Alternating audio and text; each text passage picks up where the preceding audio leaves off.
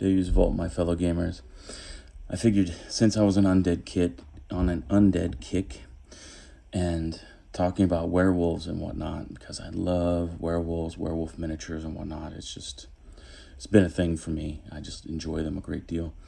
I thought I would do a new old stock unboxing, kind of an unboxing. This doesn't have its saran wrap over it, and I've had this kit for many years, and just want to talk a little bit about Rackham Miniatures Confrontation, the Wolfen. So they came out with this book. This is when it was all still metals and they didn't have that really silly pre-painted plastic stuff. That was the death kill for this game. It was a last-ditch effort trying to save it. And this is, of course, in English.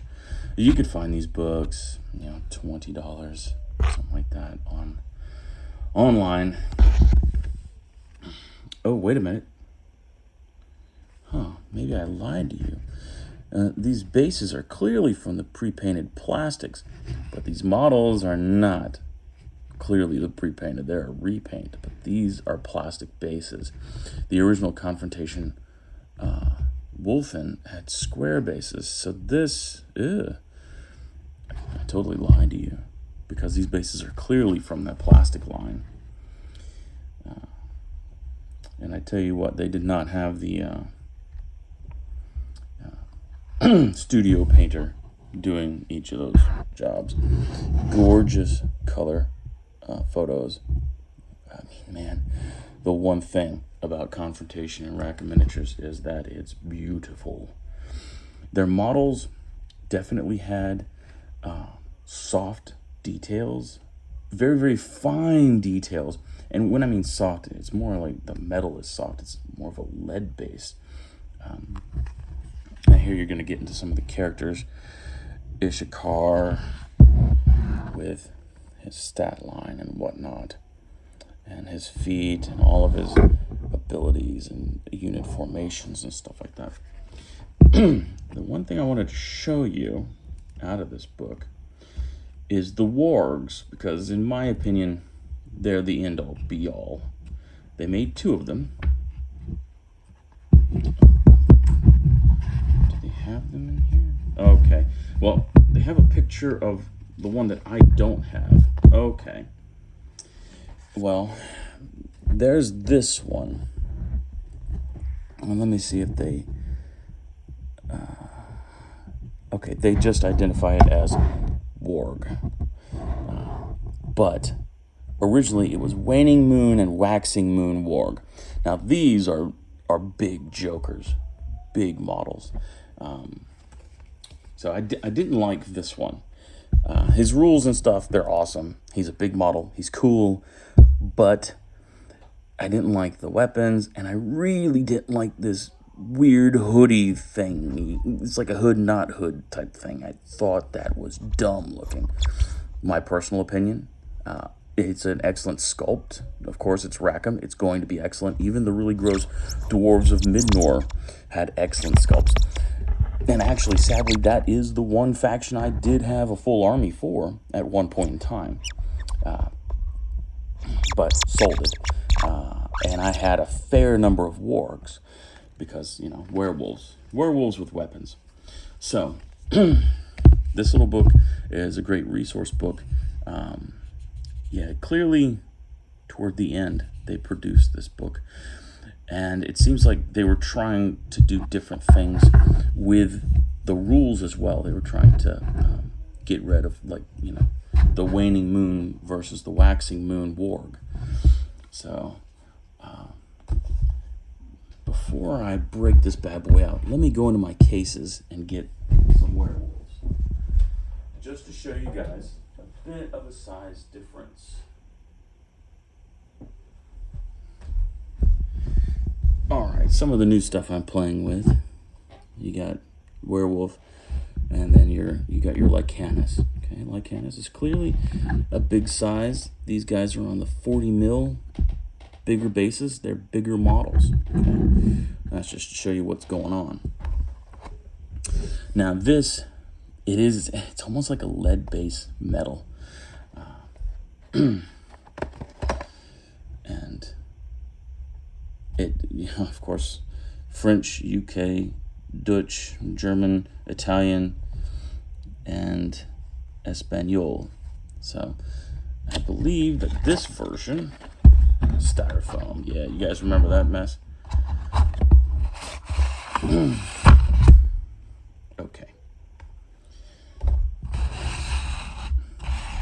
We're going to have a set of stat cards here, or a stat card.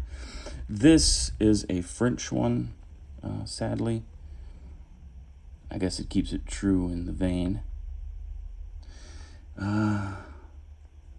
And here, Lune de Criosente. Totally butchering that, I'm sure. But I'm thinking that this is the Waxing Moon Warg. I would have to get a translation for that. But I think that's the Waxing Moon Warg. Anyway, let's get the main body out here. And now this, it's got a slight rub patina. You can actually write your name with this. That's how much, kind of how soft this metal is. You can write your name with it. But beautiful details. I don't think it's rightly showing up. I have this whiteness back here, maybe.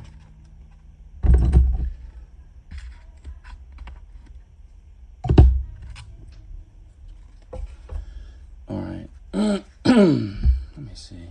Oh, no, yeah. The base is a fair amount bigger than a 40 mil. And if you guys remember the old Games Workshop monsters and stuff, they would have the little pegs on their feet. This guy's no different. He has himself a little peg, and you would just find the position on the base you would want. And I always did it upside down like this. Find where you want it, mark the hole, then go take your X-Acto knife and shove it in on one side and just make a little indent. Then you can find it on the other side and carve out the hole, and you're ready to go.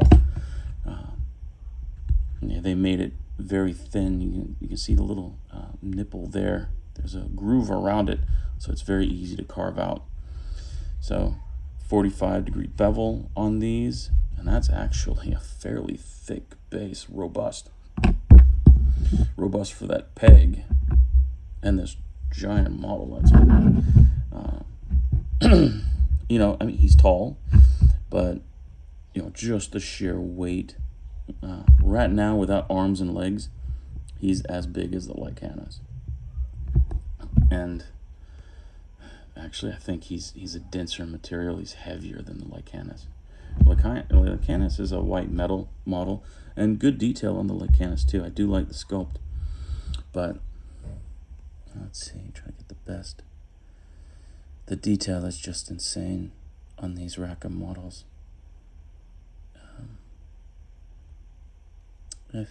He has a deer, a doe actually, just tied up, trussed up on his back. Gorgeous detail there. There is a little bit of spalding right here. Right in here against that ear of the doe. And then also a little bit of spalding here in this fold of the loincloth. That can be taken care of real easy. But you can see the fine rope work there. And I mean, if you're going to paint this gray, the deer with a nice tawny brown is going to be a great contrast. So they did have mold lines, sadly. Run straight up there, you can kind of see it. See that shadow cast by it? But that's going to be easy to take care of. And the difficult part is right here on his hair. You guys can see that right on his hair. And then this open part is fine. But not bad at all. And you know, he's got a funky stone with curls and stuff on it. The French love their curls. So beautiful model. And then this weapon, I love it because it's very werewolfish. It just looks like bones, like there's a ball joint to a shoulder bone or something, and then the weapon is like carved to points. So, you know, I would say if a werewolf was going to make tools, he would make tools out of the bones of victims and stuff, or you know, rocks, clubs of trees, stuff like that. I don't think that they would be out there rocking a forge unless you're playing Skyrim with the companions and they got, you know, the werewolf den underneath a forge. But very angular and whatnot. I mean, you could paint that metallic, but I'm not going to do that. Of course, I don't know if I can bring myself to really touch this model yet. And actually, aside from the obvious gates and whatnot, oh, very light mold lines. My goodness. Okay, and it's shown up right there. That's not bad. Extremely light. Just a few swipes of the X-Acto. And on these models where it's a softer metal, I honestly suggest a dull X-Acto. This X-Acto has been with me for ages. You can see the difference in color. Okay, new X-Acto, old X-Acto. So yeah, difference in color. This is my baby right here. I cut my teeth on it, and this blade has actually never left it, to be honest. I keep sharpening it with files and stuff because I like to have a dull blade in one X-Acto so I can smooth metal. I can just smooth metal. Now I'm not really gonna work on this model here, but to me, it's nicer. You don't catch with a sharp blade on these softer metal models. You will catch, and it'll give you those little nicks. You don't want that. You absolutely don't want that. You just want to kind of push the metal over and smooth it. So here with the legs, kind of looking like raptor claws there, but and he's got himself the little dew claw all the way up there, and there's the dew claw there on that one. So, you know, not too terrible much detail, just some wraps, musculature, and little chunks of like leather armor with metal studs, but still, you know, very nice, very smooth, very big.